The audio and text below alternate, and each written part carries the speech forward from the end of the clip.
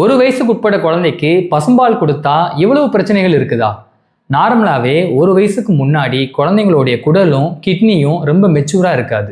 அதே நேரத்தில் தாய்ப்பாலில் இருக்கிறத விட பசும்பாலில் புரதச்சத்து கிட்டத்தட்ட 3-4 மடங்கு ரொம்ப அதிகமாக இருக்குது. உப்புச்சத்து சோடியம் பொட்டாசியம் இதுவும் ரொம்ப அதிகமாக இருக்குது. இந்த மாதிரி அதிகமான புரதச்சத்துக்களை குழந்தைங்களுடைய இன்டெஸ்டைனால் செரிமானம் பண்ண முடியாது. இதனால குழந்தைங்களுக்கு கவ் மில்க் புரோட்டீன் அலர்ஜி அப்படின்னு கூடிய ஒரு கண்டிஷன் உண்டாகலாம். இந்த அலர்ஜி கண்டிஷன்ல குழந்தைக்கு வயிற்றுப்போக்கு வரலாம், அதுவும் பிளட் மிக்ஸ் ஆகி வரலாம், வாமிட்டிங் இருக்கலாம், ஸ்கின்ல சில அலர்ஜி பிரச்சனைகள் வரலாம், குழந்தைங்களுக்கு வீசிங் ப்ராப்ளம் வரலாம். குழந்தைங்களோட கிட்னி இம்மெச்சூரா இருக்கிறதுனால அதிகமான உப்புச்சத்து சோடியம் பொட்டாசியம்லாம் குழந்தையோட கிட்னியால சரியா எஸ்கிரீட் பண்ண முடியாது. ஸோ கிட்னி டேமேஜும் வரலாம். இது மட்டும் இல்லாம பசும்பால்ல இரும்பு சத்து அயன் ரொம்ப கம்மியா இருக்கு.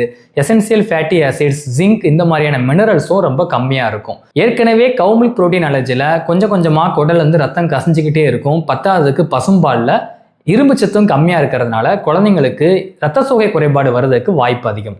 ரத்த சோகை வந்தா குழந்தைங்களால மற்ற சாப்பாடு எதுவுமே சாப்பிட முடியாது, பாலை மட்டும்தான் குடிப்பாங்க. போக போக பசியும் குறைய ஆரம்பிக்கும், குழந்தைக்கு எடையும் குறைய ஆரம்பிக்கும். ஸோ ஒரு வயசுக்கு உட்பட்ட குழந்தைங்களுக்கு கண்டிப்பாக நம்ம பசும்பால் கொடுக்கக்கூடாது.